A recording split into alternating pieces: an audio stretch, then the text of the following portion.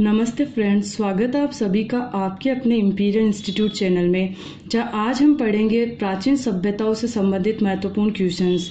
जिसमें पहला क्वेश्चन है अपना कि किस सभ्यता का अन्य नाम करकोट नगर है। कि निम्न में से कौन सी ऐसी सभ्यता है जिसका नाम करकोट नगर है। तो इसमें पहला है अपने अ है कुराडा, दूसरा नगर, तीसरा है नगरी, चौथा है सोंथी। तो इनमें से कौन सी सभ्यता है जिसको क्या कहा गया है, करकोट नगर। तो इसका राइट आंसर है अपने पास में ब यानी नगर। और ये नगर सभ्यता कहाँ है, उनियारा टोंक में, उनियारा नामक स्थान पे टोंक में। इसी नगर सभ्यता को अन्य किस नाम से जाना गया है, करकोट नगर के नाम से। क्वेश्चन सेकंड है अपना कि नवपाषाण काल को किसने पाषाणकालीन क्रांति के नाम से पुकारा है। तो ऑप्शन अ है गार्डन चाइल्ड ने, ऑप्शन ब है V.N. मिश्र ने, ऑप्शन स है H.D. साखलिया ने, ऑप्शन द है L.S. लेस्निक ने। तो निम्न में से कौन सा है वह व्यक्ति जिसने नवपाषाण काल को पाषाणकालीन क्रांति कहा। तो ये कहने वाले हैं गार्डन चाइल्ड। गार्डन चाइल्ड ने क्या कहा है, इसको नवपाषाण काल को पाषाणकालीन क्रांति। ऑप्शन क्वेश्चन नंबर तीसरा है अपने पास में कि कालीबंगा सभ्यता के संदर्भ में कौन सा कथन असत्य है। कि जो अपनी कालीबंगा सभ्यता है इसके संदर्भ में कौन सा कथन असत्य है। तो ऑप्शन अ है कि कालीबंगा सिंधी भाषा का शब्द है जिसका अर्थ है काले रंग की चूड़ियां। ऑप्शन ब है कि इसकी खोज यानी कालीबंगा सभ्यता की खोज 1951-52 में ए घोष ने की, मतलब अमलानंद घोष ने की। क्वेश्चन नंबर 6 है यह ताम्रयुगीन सभ्यता है। ऑप्शन नंबर 6 है कि यह ताम्रयुगीन सभ्यता है। ऑप्शन द कहता है कि जो डॉक्टर दशरथ शर्मा हैं इन्होंने कालीबंगा सभ्यता को सिंधु घाटी सभ्यता की तीसरी राजधानी कहा। किसने कहा है, डॉक्टर दशरथ शर्मा ने कालीबंगा सभ्यता को सिंधु घाटी सभ्यता की तीसरी राजधानी कहा। तो यहाँ पे क्या पूछा गया है कि असत्य कथन कौन सा है। तो ये भी राइट है, ये राइट है। तीसरा जो ऑप्शन है अपने पास में वो कहता है यह ताम्रयुगीन सभ्यता है। तो ये गलत है।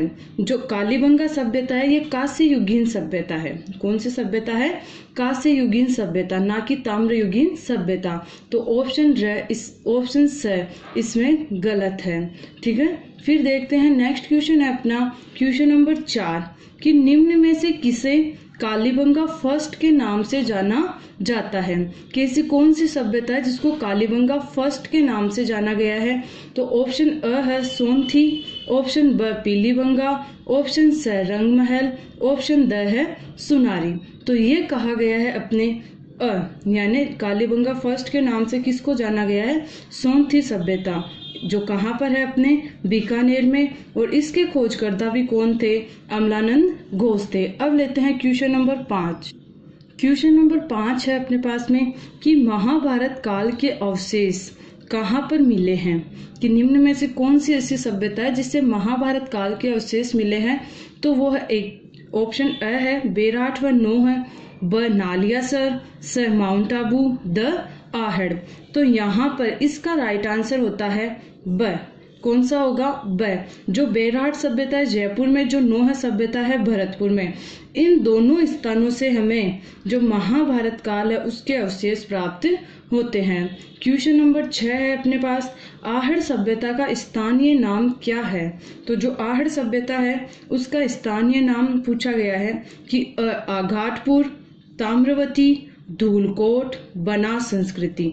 तो जो इसको स्थानीय भाषा में कहा जाता है वो कहा जाता है धूलकोट या अर्धरेत का टीला। ये दोनों नाम इसको स्थानीय भाषा में दिए गए हैं। जबकि इसके अन्य नाम क्या है, आघाटपुर, ताम्रवती सभ्यता, बनास संस्कृति। ये तीनों इसके अन्य नाम है, लेकिन स्थानीय भाषा में इसको क्या कहा गया है, धूलकोट या अर्धरेत का टीला। क्वेश्चन नंबर जो 7 है वो है कि बागोर सभ्यता के संदर्भ में कौन सा कथन असत्य है। तो यह भीलवाड़ा में कोठारी नदी के किनारे स्थित है। तो ये इसका ऑप्शन राइट है कि जो बागोर सभ्यता है ये भीलवाड़ा में है, कोठारी नदी के किनारे स्थित है। दूसरा है कि इसके अन्य नाम महासतियों का टीला, आदिम संस्कृति का संग्रहालय है। तो ये भी राइट ऑप्शन है कि इसके अन्य नाम महासतियों का टीला और आदिम संस्कृति का संग्रहालय इसको कहा गया है, क्योंकि जो अपने राजस्थान में पशुपालन की सबसे पहले जानकारी प्राप्त होती है वो इसी बागोर सभ्यता से होती है। फिर भारत में प्राचीनतम पशुपालन के अवशेष प्राप्त हुए। भारत में नहीं, यहाँ पे करना राजस्थान में। कहाँ पर? राजस्थान में। राजस्थान में जो सबसे प्राचीनतम पशुपालन के अवशेष प्राप्त होते हैं वो किस सभ्यता से होते हैं? हमें बागोर सभ्यता से। नेक्स्ट है कि यह ऐतिहासिक काल से संबंधित स्थल है। तो यहाँ पर ये जो ऑप्शन है, ऑप्शन द, ये गलत है। ये क्या होगा? गलत। असत्य पूछा है तो ये असत्य है, बाकी तीनों क्या है? सत्य है। यह ऐतिहासिक काल से संबंधित नहीं है, ये प्रागैतिहासिक काल, जो इतिहास का सबसे प्राचीन काल है, पुराना काल है, उससे संबंधित सभ्यता है बागोर सभ्यता। तो इसमें राइट आंसर होगा यह ऐतिहासिक काल से संबंधित नहीं होकर के प्रागैतिहासिक काल से संबंधित है। यहाँ पर यह कथन गलत है, बाकी इसमें तीनों कथन सत्य है कि भीलवाड़ा में कोठारी नदी के किनारे है, इसके अन्य नाम ये है, और राजस्थान में सबसे पहले पशुपालन की जानकारी हमें यहीं से प्राप्त होती है। क्वेश्चन नंबर लेते हैं हम 8। क्वेश्चन नंबर 8 है कि कथ्य मृदभांड का संबंध किस सभ्यता से है? कि जो कथ्य मृदभांड है उनका संबंध किस सभ्यता से है?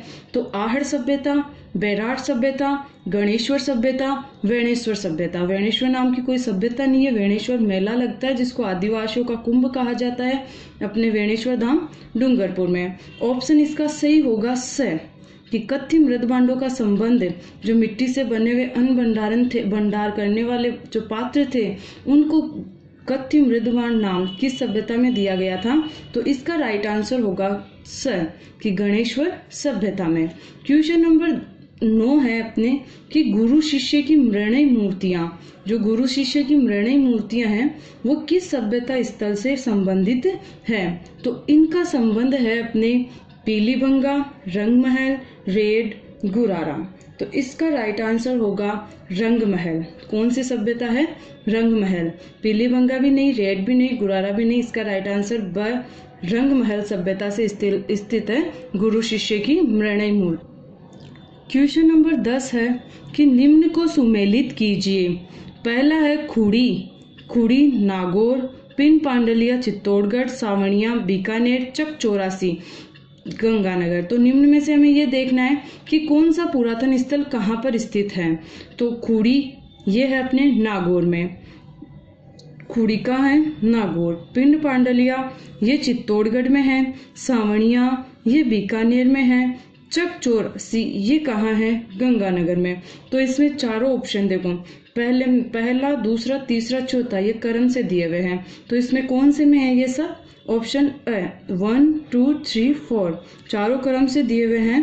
तो इनका ध्यान रखना है कि ये जो निम्न जो पुरातन स्थल है वे कहाँ कहाँ पर स्थित है। क्वेश्चन नंबर अपने 11, क्वेश्चन नंबर 11 देखो क्या है कि जो निम्न में से वह प्राचीनतम स्थल जहां से मेनांडर की मुद्राएं प्राप्त हुई है, कि किस प्राचीनतम स्थल से मेनांडर की मुद्राएं प्राप्त हुई है? तो इसका राइट आंसर होगा बेराट। किस सभ्यता से हुई है? बेराट सभ्यता से। फिर अपने क्वेश्चन नंबर 12 कि आहड़ है, कि जो आहड़ सभ्यता है अपनी वो कौन सी है? मध्य पाषाण कालीन, ताम्र पाषाण कालीन, कांस्य युगीन या लोह युगीन।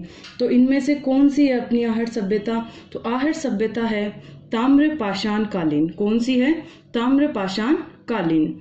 नेक्स्ट क्वेश्चन है क्वेश्चन नंबर 13 कि कालीबंगा सभ्यता प्राचीन समय की सरस्वती नदी के किनारे स्थित है। इस सरस्वती नदी के क्षेत्र को ऋग्वेद में किस नाम से पुकारा गया है? यहाँ पर हमें यह बताना है कि इसे ऋग्वेद में किस नाम से पुकारा गया है। तो ऑप्शन अ है अंतः सलीला, ब है बहुधन्यदायक क्षेत्र, या ऑप्शन स है अ व ब दोनों, ऑप्शन द है सागरमती। तो इनमें से किस नाम से ऋग्वेद में सरस्वती नदी का जो क्षेत्र है उसे पुकारा गया है? तो वो पुकारा गया है बहुधन्यदायक क्षेत्र को। किसको पुकारा गया है? बहुधन्यदायक क्षेत्र को। एक यहाँ पे एक विशेष बात आई है कि कालीबंगा सभ्यता प्राचीन समय की सरस्वती नदी के किनारे है। तो वर्तमान में इस सरस्वती नदी के स्थान पे कौन सी नदी प्रवाहित होती है? घग्गर नदी। तो वर्तमान में जो कालीबंगा सभ्यता है वो किस नदी के किनारे स्थित है? घग्गर नदी के किनारे। और ये घग्गर नदी अंतः प्रवाह की सबसे बड़ी नदी है घग्गर नदी, और राजस्थान में हिमालय से आने वाली एकमात्र नदी है घग्गर नदी। और इसी के किनारे कौन सी सभ्यता स्थित है? कालीबंगा सभ्यता। और इस कालीबंगा सभ्यता यानी सरस्वती जो नदी है, इसको ऋग्वेद में इसके क्षेत्र को किस नाम से पुकारा गया है? बहुधन्यदायक क्षेत्र के नाम से। अब हम देखते हैं क्वेश्चन नंबर 14। क्वेश्चन नंबर 14 है अपने पास में कि आहड़ सभ्यता के संदर्भ में कौन सा कथन असत्य है? तो आहड़ सभ्यता के संदर्भ में कौन सा हमें देखना है यहाँ पे? तो पहला है कि इसकी खोज 1953 में अक्षय कीर्ति व्यास ने की। ये राइट ऑप्शन है कि इसकी खोज अक्षय कीर्ति व्यास ने की थी और 1953 में की थी। ऑप्शन ब है कि यहाँ के लोग अन्न भंडारण के लिए गोरे बनाते थे। क्या बनाते थे? गोरे। तो ये भी राइट ऑप्शन है। पीछे हमने देखा था कि कथ्य मृद भांड और ये गोरे मृद भांड है, यानी अन्न भंडारण के लिए बनाते थे। तो वो तो कथ्य तो कहाँ से थे? गणेश्वर से। और गोरे कहाँ से है? आहड़ सभ्यता से। तो ये भी राइट है। ये तीसरा ऑप्शन है, ऑप्शन स, कि यहाँ से प्राप्त मिट्टी का बेल जिसे बनासियल बुल कहते हैं। तो यहाँ से प्राप्त जो मिट्टी का बेल प्राप्त हुआ हमें उसे बनासियल बुल कहते हैं। ऑप्शन ये भी राइट है। अगला ऑप्शन है कि यह सभ्यता शहरी व पितृसत्तात्मक थी तथा यहाँ के लोगों का व्यवसाय पशुपालन व कृषि था। तो इसमें ये सब कुछ सही है, लेकिन यहाँ पे ध्यान रखने वाली बात है कि ये सभ्यता शहरी नहीं थी, बल्कि कौन सी सभ्यता थी? ग्रामीण सभ्यता। ये सभ्यता ग्रामीण थी। यहाँ जो सामाजिक व्यवस्था थी वो पितृसत्तात्मक थी। यहाँ के लोग ग्रामीण सभ्यता है, इसलिए यहाँ के लोगों का जो प्रमुख व्यवसाय था वो क्या था? पशुपालन व कृषि करना। तो इसका राइट आंसर है अपने पास में ऑप्शन द, कि यह सभ्यता शहरी नहीं थी बल्कि कैसी थी? ग्रामीण सभ्यता थी। फिर है क्वेश्चन नंबर अपने पास में 15।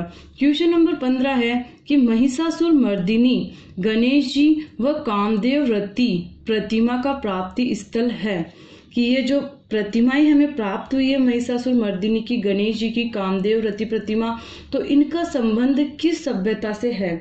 तो हमें ये देखना है। तो ऑप्शन अ है नगर, ब बेराट, स बागोर, द इनमें से कोई भी नहीं, यानी ऊपर लिखित में से कोई भी नहीं। तो इसका राइट आंसर होगा ऑप्शन कौन सा होगा? अ सभ्यता कौन सी है? नगर। तो इस नगर सभ्यता से हमें महिषासुर मर्दिनी व कामदेव रति प्रतिमा और गणेश जी की प्रतिमाएं प्राप्त हुई है। ठीक है, अब लेते हैं हम क्वेश्चन नंबर नेक्स्ट है 16 नंबर। क्वेश्चन नंबर 16 है कि निम्न में से कौन सा सही नहीं है? इनमें से कौन सा ऐसा जो सही नहीं है? कि भागोर सभ्यता कोठारी नदी के किनारे स्थित है, सही है। बेराट सभ्यता बाणगंगा नदी के किनारे स्थित है, ये भी राइट आंसर है। आहड़ सभ्यता गंभीरी नदी के किनारे स्थित है। गिलुंड सभ्यता बनास नदी के किनारे स्थित है। ये तीनों सही है। अ ब द। कौन सा गलत है? आहड़ सभ्यता आयड़ नदी के किनारे स्थित है, जिसको बेड़च भी कहा जाता है। गंभीरी नदी के किनारे स्थित नहीं होकर के किसके किनारे स्थित है? आयड़ नदी के किनारे, जिसका अन्य नाम कौन सा है? बेड़च। फिर है क्वेश्चन नंबर 17। क्वेश्चन नंबर 17 है कि निम्न में से राजस्थान के किन स्थानों पर से पूरा पाषाण कालीन उपकरण प्राप्त हुए हैं? तो इसमें ऑप्शन अ है जयपुर व बीजासन से, नो है बेराट से, इंद्रगढ़ जयपुर से, द गरदड़ा गुरारा से। तो इनमें से कौन सा ऐसा स्थल है जहां से पूरा पाषाण कालीन उपकरण प्राप्त हुए राजस्थान में? तो इसका राइट आंसर होगा ऑप्शन स, इंद्रगढ़ बूंदी और जयपुर। इन दोनों स्थानों से पूरा पाषाण कालीन उपकरण प्राप्त हुए और इनके खोजकर्ता कौन थे? CA hacker. खोज करने वाले कौन थे इनके? सीए हैकर ने इसकी खोज की थी। ठीक है, नेक्स्ट क्वेश्चन लेते हैं क्वेश्चन नंबर 18। क्वेश्चन नंबर 18 है कि निम्न में से कौन से निम्न में से कौन से जयपुर से संबंधित पुरातन स्थल नहीं है? तो इसका ऑप्शन है अपने पास में, ऑप्शन ए नेनवा, बेराट, जोधपुरा, नंदलालपुरा, ब आलनिया, तिपटिया, एलाना, इसवाल, स चित्तवाड़ी, जोधपुरा, कीराड़ोद, नालियासर, द बेराट, नेनवा, नालियासर, नंदलालपुरा। तो इसका अपने पास में राइट आंसर होगा स। कौन कौन सी है जो जयपुर से संबंधित है? तो चित्तवाड़ी पुरातन स्थल जयपुर में है, जोधपुरा जयपुर में है, यहाँ पे लिखा हुआ है कि नहीं है, तो ये सारे नहीं, यहाँ पे है कि कौन सा है कि जयपुर से संबंधित पुरातन स्थल है। तो ये चित्तवाड़ी है, जोधपुरा है, कीराड़ोद है, नालियासर है। ये सभी जो स्थल है वो किससे संबंधित है? जयपुर से। कि ये सारे पुरातन स्थलों का संबंध, ये सभी पुरातन स्थलों का संबंध किससे है? तो जयपुर से है। बाकी हम देखते हैं तो नैनवा यहाँ नहीं है, बेराट है, जोधपुरा है, नंदलालपुरा है, लेकिन नैनवा नहीं है। आलनिया, तिपटिया, एलाना ये सारी यहाँ पे नहीं है। इसवाल, उदयपुर, एलाना अपने जालोर में है। इसके अलावा तिपटिया, आलनिया कोटा में है। तो इस प्रकार से ये सारी सभ्यताएं हैं जो पुरातन स्थल है जो किसमें है? जयपुर में है। क्वेश्चन नंबर 19 है, अलंकृत ईंटें, जुते हुए खेतों के साक्ष्य, छिद्र युक्त खोपड़ी व भूकंप के साक्ष्य आदि किस सभ्यता स्थल से संबंधित है? तो हमें इनमें से बताना है कि निम्न में से किस सभ्यता स्थल से इन सब की प्राप्ति हुई है। तो यहाँ पे राइट आंसर होगा स, कालीबंगा सभ्यता। यहाँ से अलंकृत ईंटें प्राप्त हुई है, जुते हुए खेतों के साक्ष्य प्राप्त हुए हैं और छिद्र युक्त खोपड़ी प्राप्त हुई है जिसमें 6 छिद्र थे। तो ऐसा माना जाता है कि यहाँ के जो लोग थे उनको शल्य चिकित्सा का ज्ञान था और इसको जो वैज्ञानिक भाषा में कहा गया वो कहा गया हाइड्रोस्प्लीज की क्रिया। और नेक्स्ट है कि भूकंप के साक्ष्य, पूरी सिंधु घाटी सभ्यता में भूकंप के साक्ष्य एकमात्र अपने कालीबंगा सभ्यता से ही प्राप्त होते हैं। फिर लिखते हैं क्वेश्चन नंबर 20। क्वेश्चन नंबर 20 है कि निम्न में से कौन सा सही है? कि इनमें से कौन सा ऑप्शन है जो सही है? तो पहला है ऑप्शन ए कि बेराट एक ग्राम्य संस्कृति केंद्र था। गणेश्वर एक उत्खनन स्थल नहीं है। कालीबंगा लोह युग संस्कृति का एक उदाहरण है। या आहड़ वासियों का महत्वपूर्ण व्यवसाय अयस्क, तांबे को गलाना तथा ताम्र वस्तुएं बनाना था। तो इनमें से कौन सा सही है? तो इनमें से राइट आंसर है द, कि आहड़ वासियों का महत्वपूर्ण व्यवसाय अयस्क, तांबे को गलाना व ताम्र वस्तुएं बनाना था। कालीबंगा सभ्यता लोह युग की संस्कृति नहीं थी। हमने पीछे देखा था कि कांस्य युगीन सभ्यता है, यहाँ के लोगों को लोहे का ज्ञान तक नहीं था। तो इस प्रकार ये अपने 20 क्वेश्चन कंप्लीट होते हैं। Thank you friends. अगर आपको ये वीडियो पसंद आए तो ज़्यादा से ज़्यादा लाइक करें, शेयर करें एंड सब्सक्राइब करें। Thank you.